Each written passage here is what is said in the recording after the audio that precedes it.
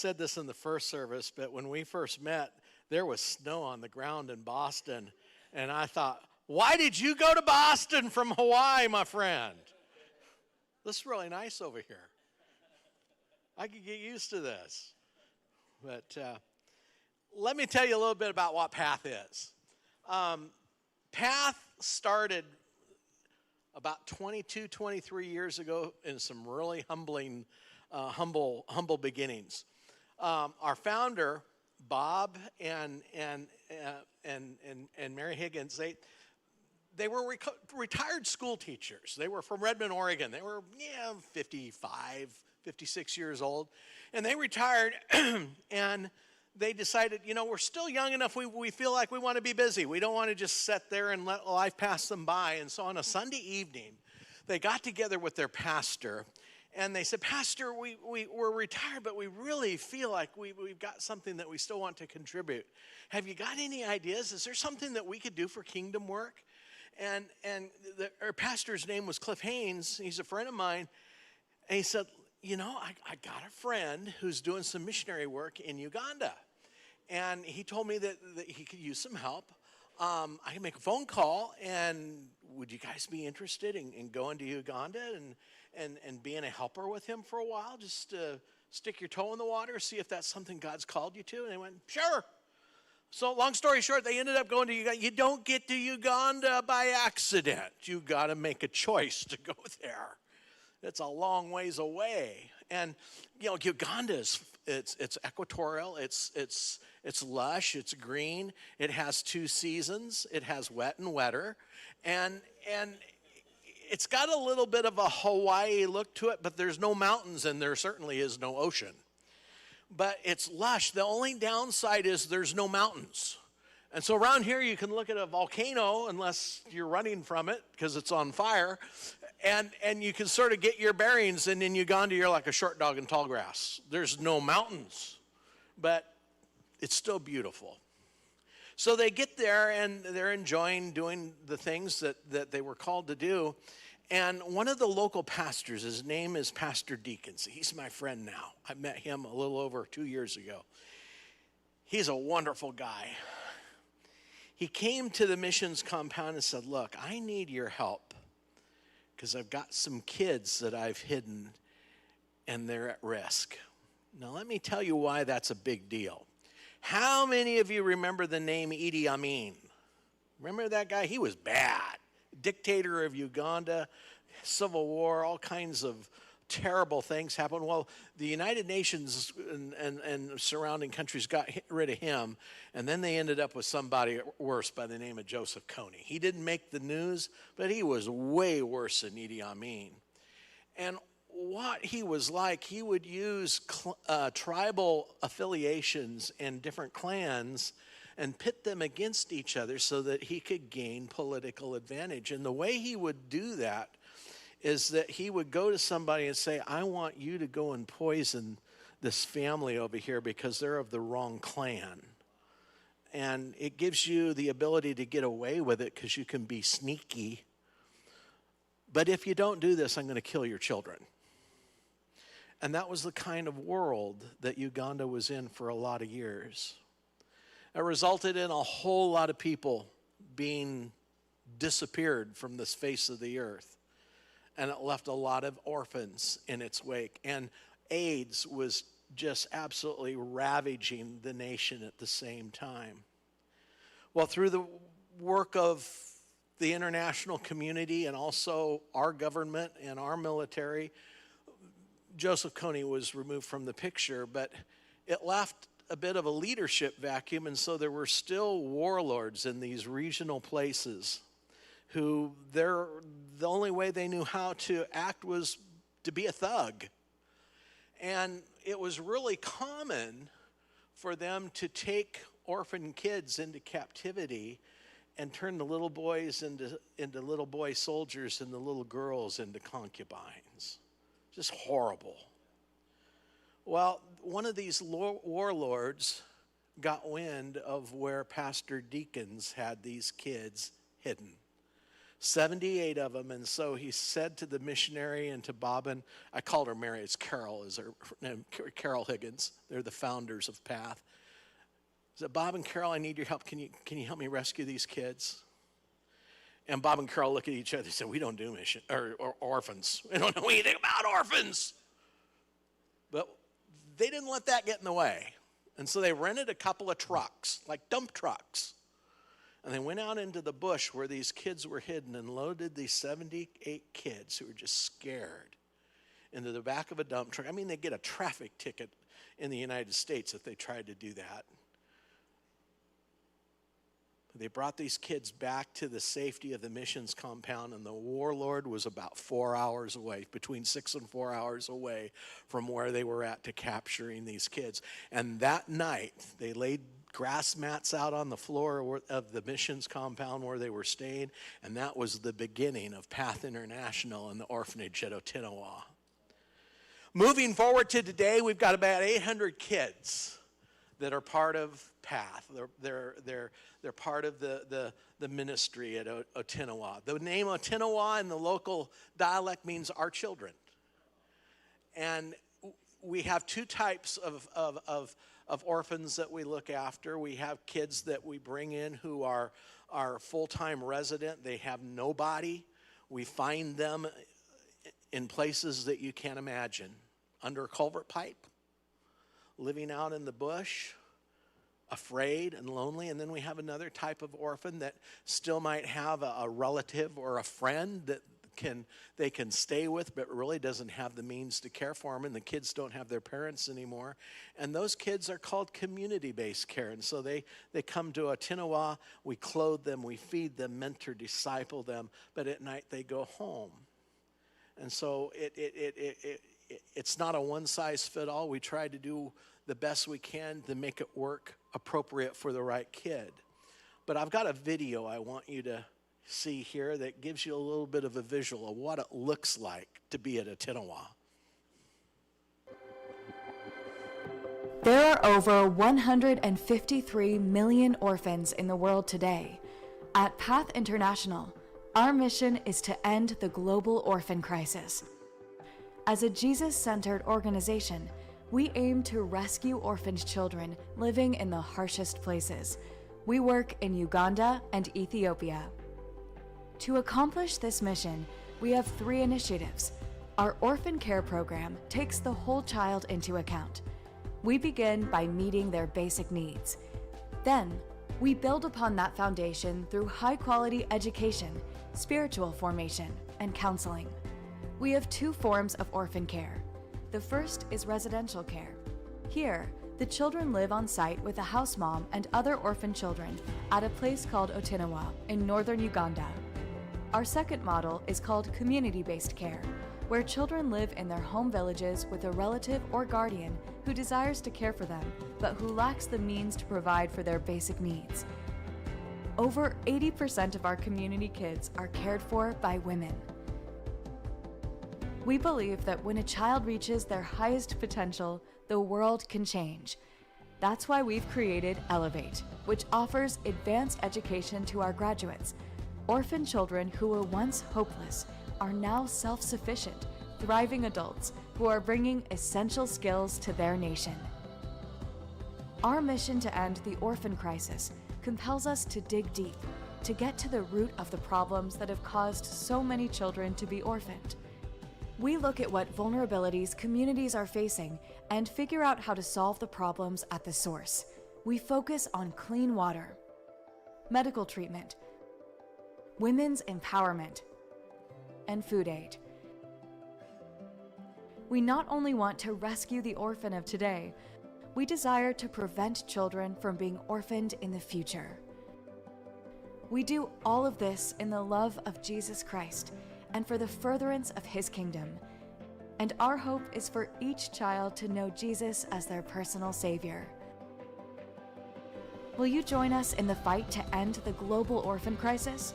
You can sponsor a child, give a donation, or you can join the Hope Collective. Visit our website to learn more.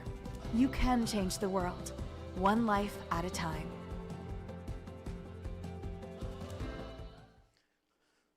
got to meet some of those kids in that video when I was there in April, and I tell you what, I left my heart there. But let me define a little bit what it means to be an orphan in Uganda. You know, probably some of us have heard about people being able to adopt children from Africa and bring them to the United States, but that can't happen in Uganda. In Uganda, there's nobody local to adopt anybody because they really don't have the means to do that. But the Ugandan government has a law in place prohibiting children from being adopted out of the country. And there's a good reason for that, because about 80% of the population of Uganda is under the age of 30. And if all of their young people leave, they don't have a future. And so they want to solve the problem there and rescue the community there. But unless an orphan has the ability to become a member of Otino or some other organization similar to it, being an orphan in Uganda is a terminal condition. They become throwaway people. They become a statistic. And I'm willing to stand between them and eternity to make sure that doesn't happen. See, church, today we have the Great Commission right in front of us. Matthew 28:19 says, go into all the world and preach the gospel into every living creature. And sometimes you actually need to use words to do that. But preaching the gospel is more, because as we reach into these kids' lives, not only are we rescuing them from certain death and starvation, but the rescue that we do will last for eternity, because we are about not just solving their physical need, we introduce them to the person of Jesus Christ, the King of Kings and Lord of Lords, who died on Calvary for you and for me and for them. And when they get set free, they get set free from that poverty, they get set free from all of that pain and from all of that hurt, and they become his kids. That's what's special about what we do at Otino. You know, in the book of Judges chapter 6 and 7, we see the story of Gideon. And I always like to read about Gideon because Gideon is like us. Gideon is just plain vanilla. Gideon is somebody who can look in the mirror and sometimes not like what he sees. And he was somebody who you could probably say was at least insecure, but he may have been a coward, because when you look in chapter 6, it talks about him being afraid of the Midianites, and he was inside the wine press and he was trying to thresh out wheat in the wine press. Well, that doesn't work very well, because when you thresh out wheat, you need to be out in the open so the breeze will blow the chaff away. But no, he's in this wine press, and so he's hiding. And I can imagine probably what he was doing made him more conspicuous than if he just would have been outside doing it the normal way. Because here you are riding by on your chariot and you see this puff of wheat come up out of the top of the wine press. That would want me to find out what was going on. And isn't it more than true that probably when we do stuff to compensate for our personal insecurity, we probably draw more attention to ourselves than if we just accept us and accept one another? That's one of the devil's tricks that he likes to bind people up with, not to like yourself very much. But in that condition, in that position of being insecure, in that position of feeling like he was a less than, Gideon still said yes to God, because God called Gideon out and said, "Oh, man of valor, mighty warrior of God." And I would imagine Gideon went, "What? You talking to me?" And so God starts to unfold this plan for Gideon. And in our world, we're all about growth. We're all about multiplication.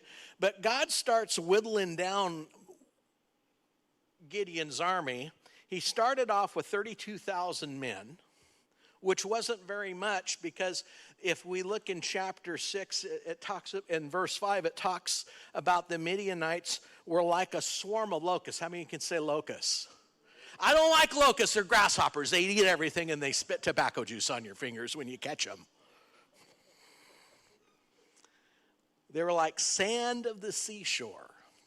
Now that resonates with us here in Hawaii. I can't count that high with all those granules of sand. And so instead of going to battle to defeat Midian and liberate Israel with 32,000, God said, it's too many. What? And so he takes them down and it goes to 10,000. Okay. Now, by this time they were getting thirsty. They go down to the shore and God says, okay, I want you to do another test. I want you to divide these guys up by how they drink water. Okay.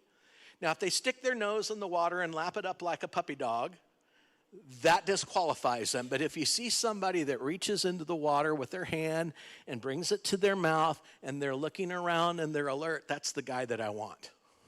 Okay? And so he goes from 10,000 to 300.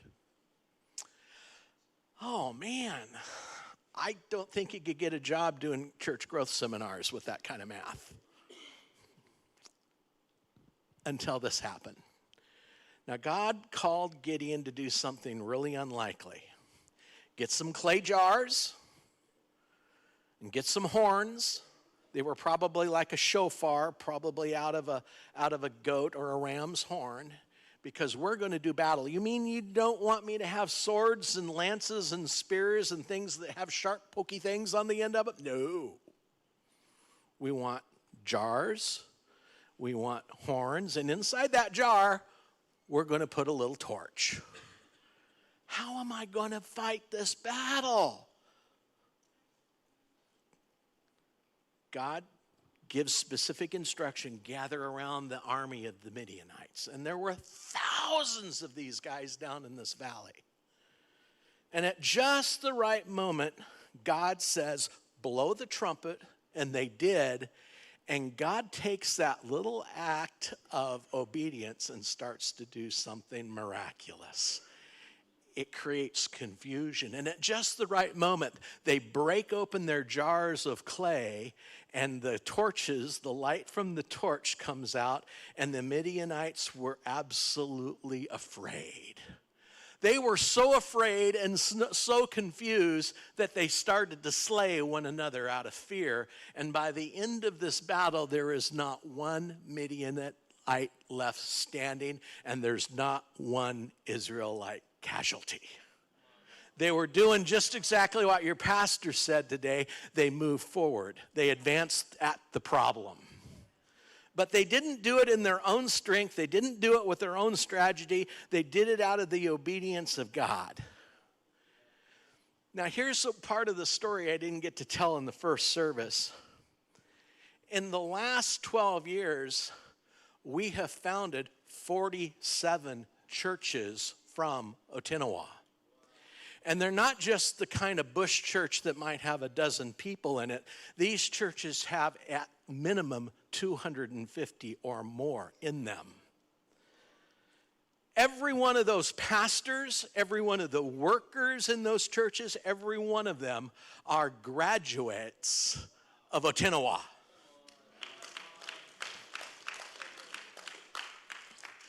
What the enemy wanted to use as a throwaway child, a statistic, a kid that is an untouchable, that smelled bad, that had problems, that was filled with fear, has been transformed by the indwelling of the Holy Spirit and the power of God coming over them, and they've been turned into evangelists and pastors and teachers. And the enemy is afraid because we have just begun.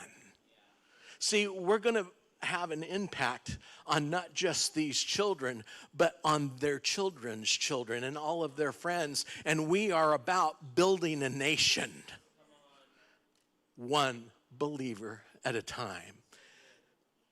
We can't do this alone. See, we have only, a lot of people wonder, well, how big is PATH? Well, we have about a $2.5 million annual budget. We have 5 full-time employees in the United States. That's it. We have 160 employees in Africa. We want to put the money where the tip of the spear is.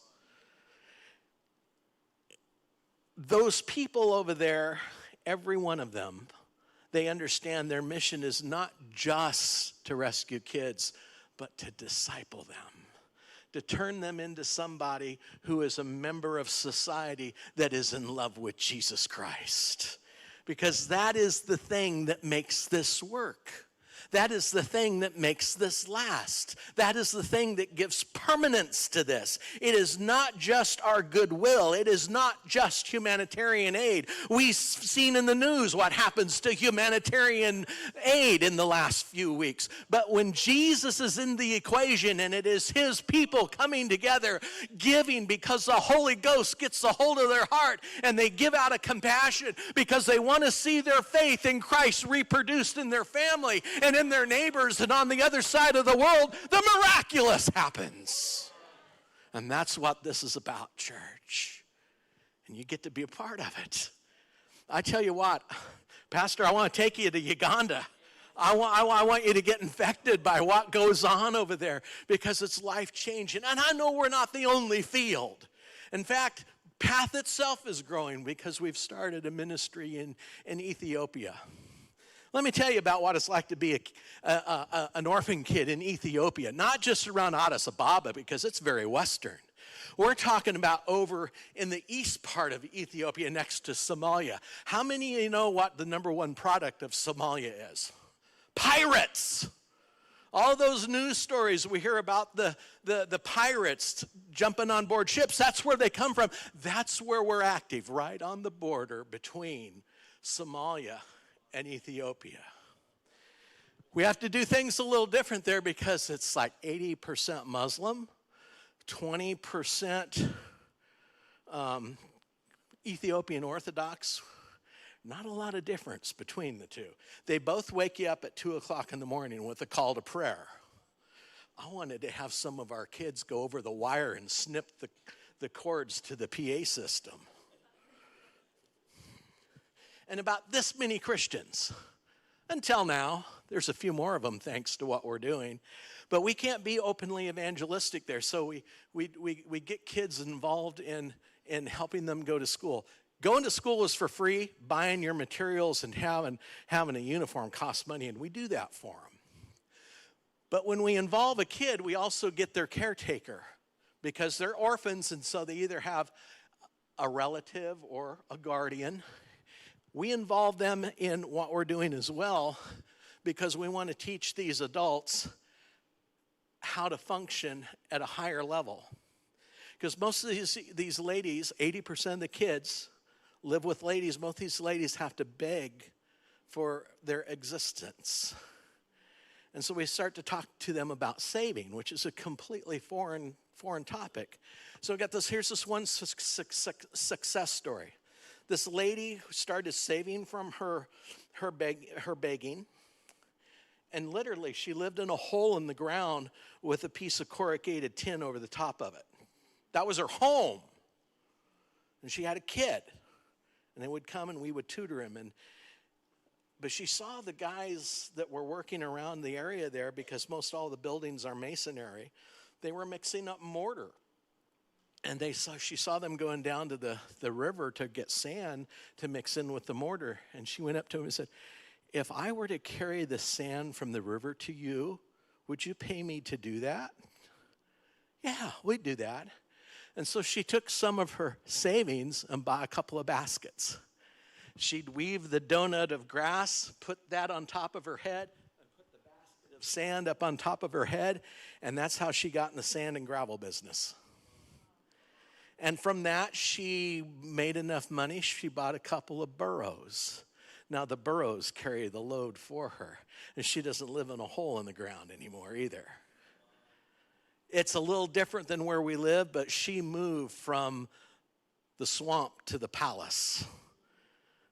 And it's because we did something because Jesus led us to do it. And it wasn't the staff on the United States side that had the idea. It was the African staff that said, let's reach into Ethiopia and make a difference.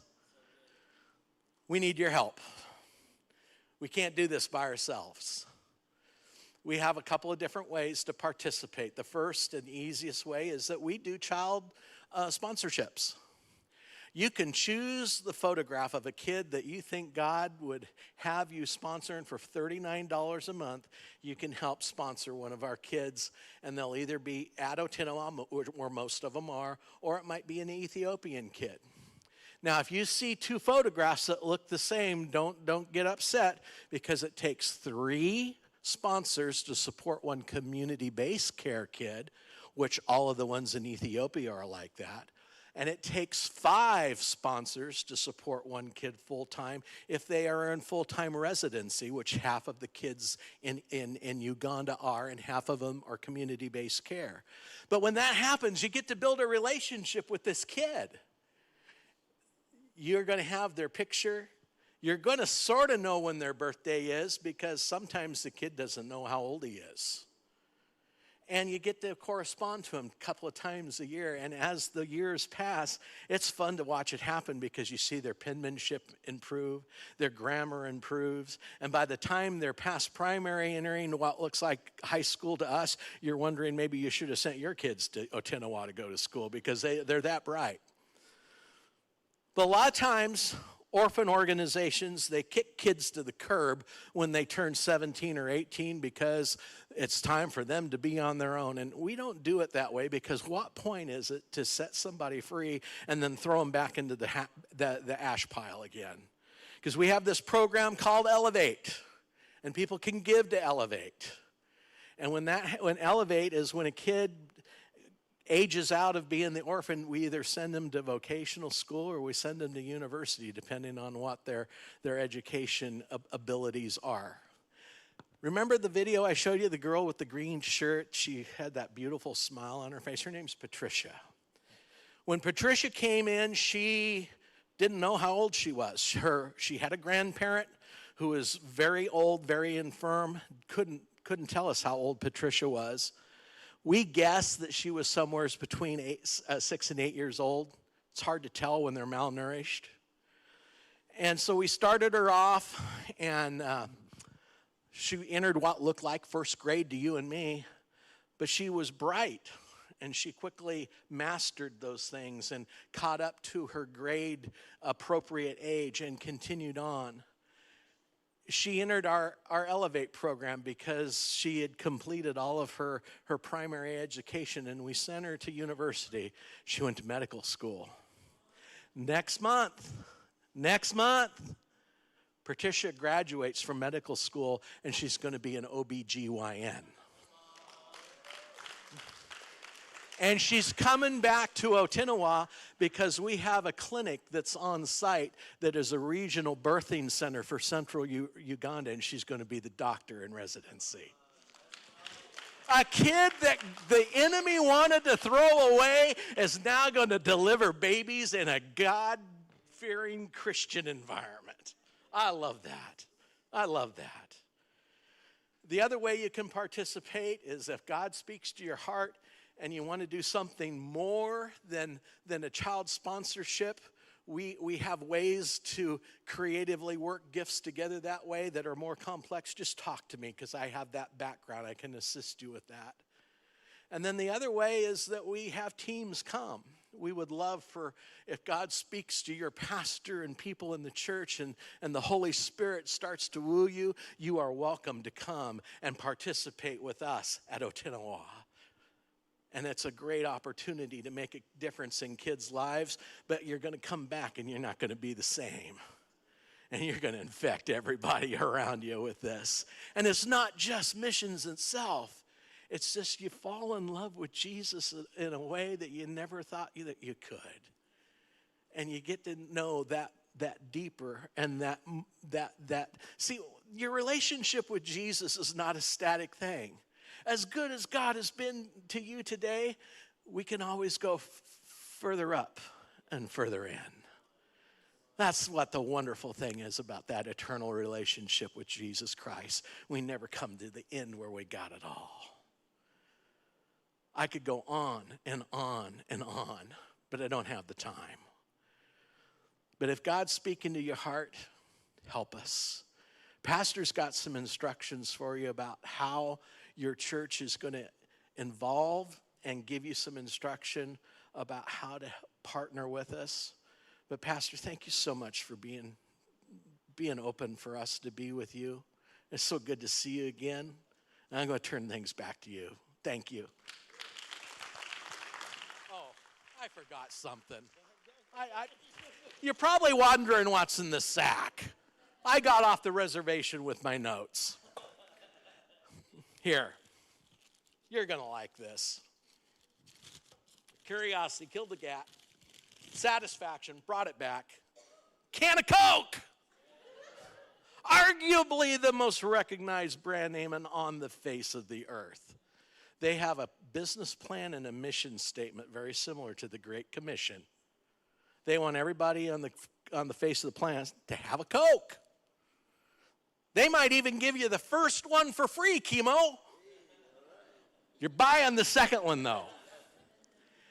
They're so good at this, if you were to have taken $1,000 in 1960, the year I was born, and invested it in Coca-Cola stock, today, not counting dividend income, but just the value of the stock with split and growth, you would have approximately $375,000 in your account from an initial $1,000.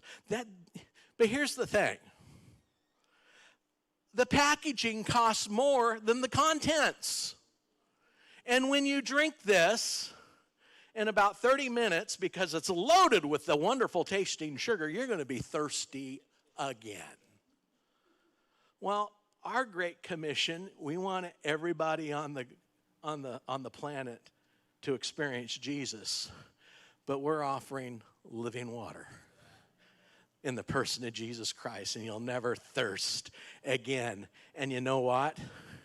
It's free. That's for you. Don't you open that up in here, because I got it shook up really good. But anyway, now y'all know what was in the sack. Now I'm going to hand it back to Pastor. Come on, let's give it up for Pastor Randy. I don't know about you, but I'm thankful, and it's a privilege that God has sent you and I. How many of you would like to go on a trip to Uganda? Wouldn't that be cool? Come on. Look at that, Pastor Randy. I think we need to start working that up and getting a missions trip to go. Alicia and I have been on a missions trip when we went to Africa. We went going like, we're going to change the world. We left there saying, God, you changed us. We were ready to stay in Africa. We said, Lord, you don't need to send us back home. We'll stay here. I want you to know this is the heart of God. He's sending you and I to go to the least, the lost, and the last. It's the perfect kickoff to our series on Sent, and there's always a response for you and I. They're going to put up there on the screen on how you can respond. As you know, we don't pass the offering buckets. About 60-70% of you give online, but there are multiple ways that you can give. They'll have it up there. You can text to give, whether the app, the website. On your way out, there are boxes between you and the Lord as your act of worship, and yes, giving your tithes, but today all of it that goes towards Kingdom Builders, as you put on there, will go directly towards Path International. So as you give today, put on there Kingdom Builders, Path International. It'll all go, it'll count it up, and it'll go right towards their mission to help reach the least, the lost, and the last. That's the heart of God, to reach, because He's called us to go.